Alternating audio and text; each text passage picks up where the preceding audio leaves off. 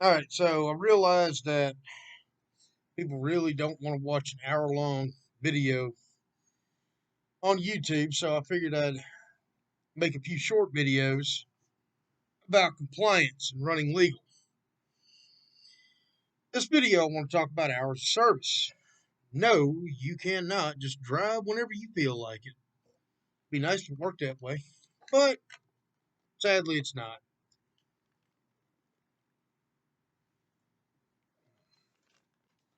Best way to do it, you got to run a logbook. Doesn't matter that you don't have a CDL. It doesn't matter that you're not driving a Peterbilt. If you're running hotshot, you are required to have a logbook on board. In today's world, if your truck is made after 2001, I believe, or 2000, this means that you're required to have electronic logs. Um, I have two trucks. I have one that is required for ELDs, which is a 2019 Dodge Ram 3500. And my other truck is a 1992 F350 that I could run paper on. Unless you're unless you're familiar with paper logs, e-logs are by far the easiest. They also keep you out of trouble with the DOT. Every electronic log comes with an instruction booklet that tells you exactly how to send them to the DOT upon demand, and you are required to.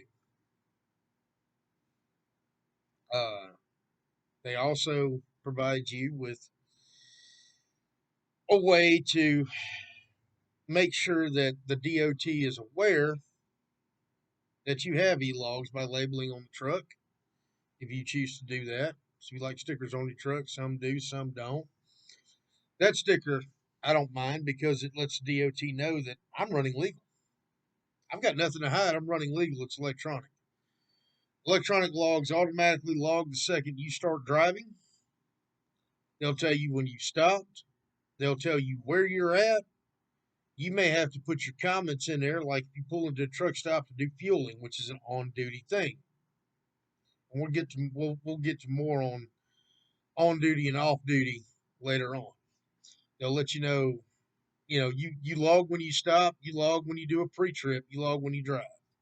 All right, let's talk about the 5 lines. Now when I'm talking about lines, I'm referring to the old paper logs. Unfortunately, I don't have one to use for reference right now with me as I'm sitting in a hotel room, but there are lines on the old logbook, and those lines mean something. Line 1 means off duty, which is me right now. Hey, I'm line 1. I'm off duty. Line 2 is sleeper berth. Line 3 is driving. Line 4 is on duty, not driving. And some people will refer to, and I'm guilty of this myself, line 5, which is actually an extension of line 1. Line 5 means personal conveyance. There's really no line 5. It's your personal conveyance is logged on line 1. I'm going to talk about personal conveyance a little more later. Line 1 is off duty. That's anything you're not doing that's on duty. If you're sitting in the truck reading a book, you're off duty. Hopefully, you're not doing this while you're driving. More than likely, you'll be off duty, sitting in a truck reading a book. Um, if you if you are driving, obviously you're driving. You're line 3. But what if you're doing stuff that you're not driving? What is on duty and off duty? Well, in the way of a hot shot, more than likely, you're going to load your trailer. You're going to strap your trailer, tarp your trailer, chain your trailer. The load to the trailer, whatever. you're going to be doing this. Well, you're physically doing it. Unlike a semi, say you're pulling a reefer or you're pulling a dry van, you're not going to have to load that yourself. The only thing you're going to do is back to the dock, which is on duty when you back, and pull forward, close the doors, lock it up. Well, with Hot Shot, you're a little bit more involved in that. You've got to get that load secured to the trailer. You've got to. It's not going to secure itself. You're on duty.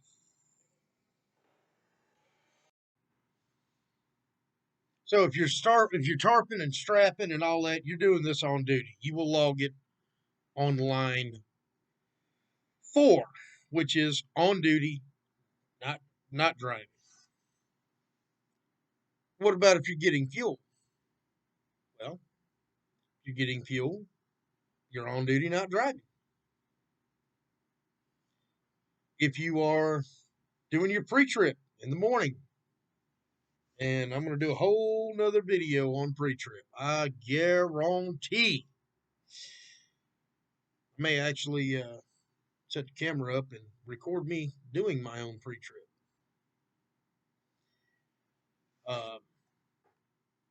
You're going to be on duty, not driving.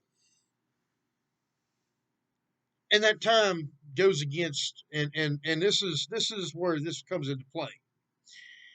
All right, DOT rules state that you may not drive more than 11 hours without taking a 10-hour break. You may not drive past the 14th hour of being on duty without taking a 10-hour break. You may not drive past the 70th hour of being on duty in an 8-day time period. So what does this all mean? It means you're doing your pre-trip in the morning, your time automatically starts. Your 14-hour rule started. We call it the 11, 14, 70. We also have an 8-hour rule, which I'll get into in a minute. Right now, let's just talk about the 11, 14, and 70.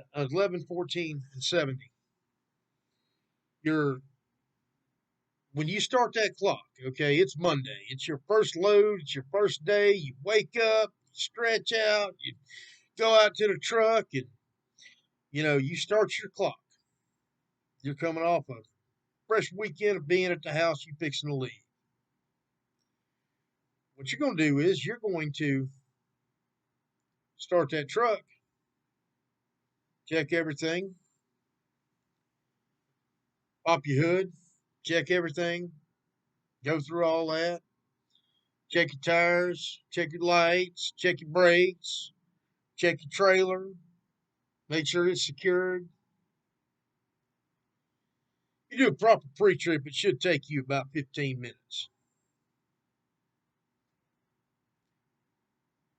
Now, some people I have heard of people logging 3-minute, 5-minute pre-trips. Number one, DOT knows you didn't check nothing. They ain't stupid. They are not stupid. They know you didn't check a thing. And again, I will do a video of a full-on pre-trip. Very detailed video. They know you didn't check nothing. Number two, when you start that 14-hour clock, your 11 hours not started yet. You're not driving. 11 hour is only for driving. 14-hour is your day. So you start your 14-hour clock once you do your pre-trip. All right, then you're going to get in the truck. We're going to assume that you already got the load. Take off. Once you start driving, you have your first 8 hours of on duty. You have to take a 30-minute break. This is your 8-hour rule. You have to. Now, the rules recently changed to where you could split two 15-minute off-duty breaks or one 30-minute on-duty break. So if you pull in and you get fuel, and you get back out on the road, that doesn't count. Your 8-hour clock is still burning. But if you're at the shipper or the receiver loading or unloading, you can do a 30-minute break on duty. If I'm driving and I don't have to pick up or stop, this is a day where I'm just driving. What I'm going to do is I'm going to wait until between 3 and 4 hours after I start driving. I'm going to pull over, take a 30-minute break. Then I'm going to get back in the truck and I'm going to drive it out. There's a 30-minute break. And when I come back in, my 8-hour rule resets. If I wait longer than 3 hours driving, now I've got a fresh 8. And I've got what's left of my 11 and 14 to run, or my 70 to run if I take it that far. Depending on if you're running recaps or whatever, and I'll get to recaps in a little bit. That's your driving.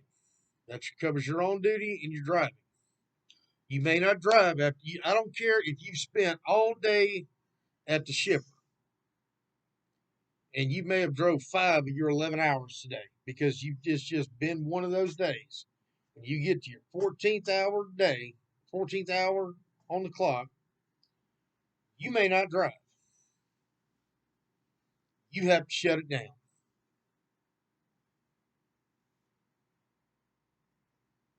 You're required to.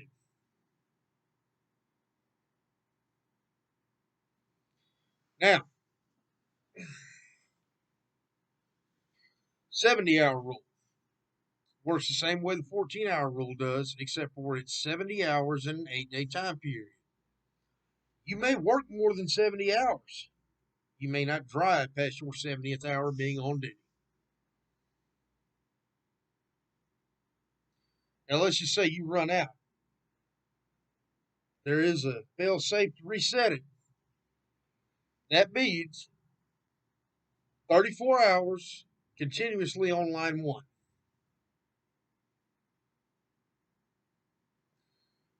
Now, here's a provision that applies specifically to hotshots. Most of us don't have a sleeper berth, not a DOT approved sleeper berth. The back seat of your truck is not a sleeper berth.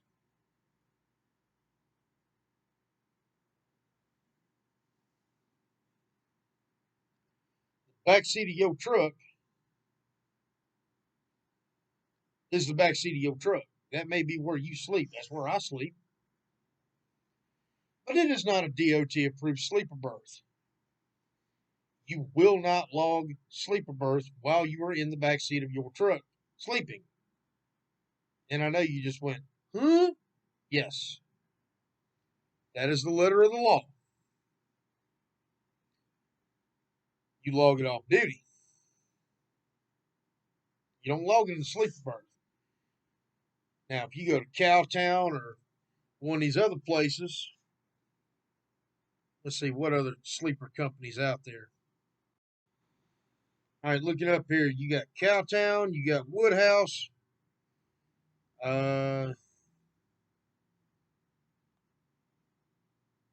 Let's see, North Point Chrysler in Winston-Salem, North Carolina, has sleepers. Cooper Motor Company has sleepers. Looks like there's several places online you can get a DOT legal sleeper, and then you can use line 2, which gives you an advantage. You can do an 8-2 split. 8 hours, 8 hours sleeper berth, 2 hours driving, and it's good. That assists you if you need the additional You know, you're a couple hours away from the shipper, a couple hours away from the receiver. You know, get it delivered first thing in the morning. It helps you out. I don't use it. I don't think I've ever done an 8-2 split. Maybe in 15 years I may have used an 8-2 split or 7-3 split maybe 5 times. Maybe 4 or 5. And I'm saying that's a big maybe. All right. So if you get a sleep berth, you get those advantages. Sorry, I keep getting phone calls and I'm trying to mix up some vitamin C because I'm up here in Ohio and it's cold. I'm a southern boy. I ain't used to the cold. Anyway, I digress. All right. So let's talk about personal conveyance. You got a pickup truck, right? Pulling trailer.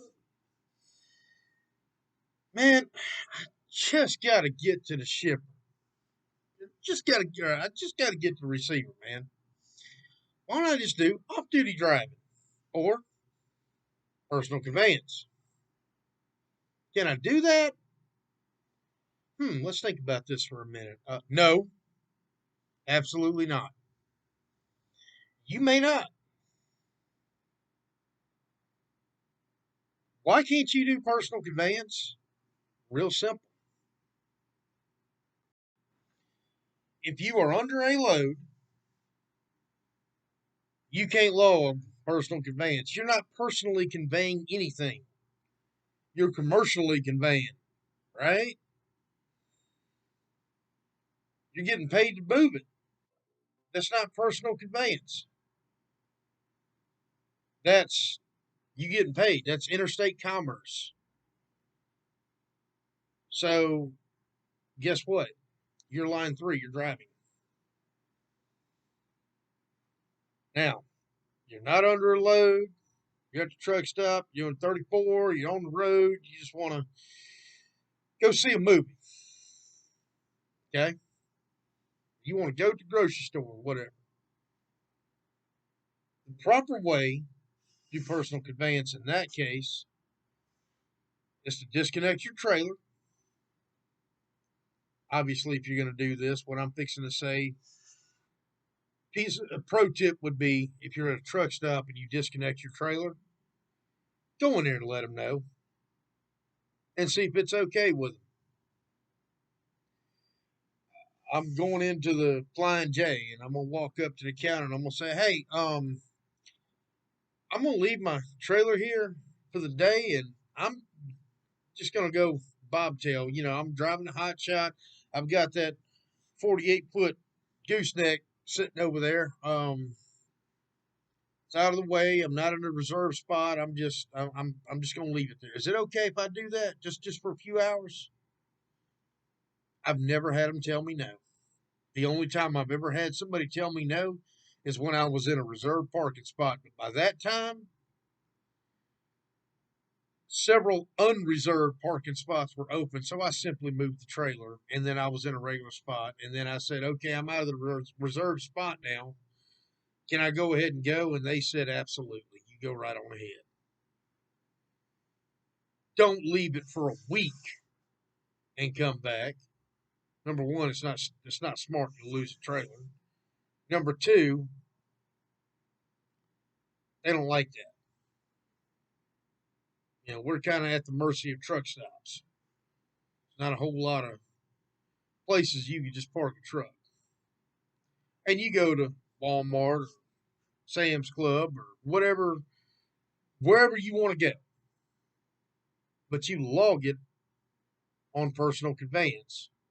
And when you look at your logbook, that invisible line 5 I was talking about will show up as straight up off duty. It will not interrupt your 34. It's a beautiful thing. It's a wonderful thing.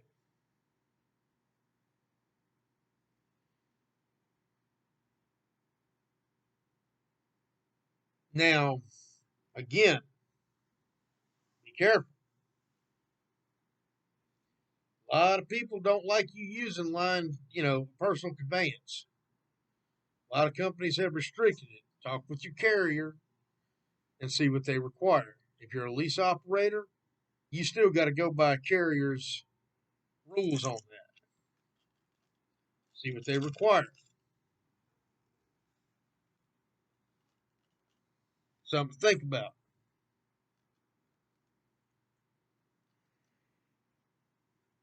Run legal, run smart, you'll have no problems. If you don't run legal, you'll wish you did.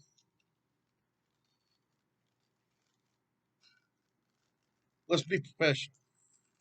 Let's run legal. Let's do the right thing. Y'all be safe out there.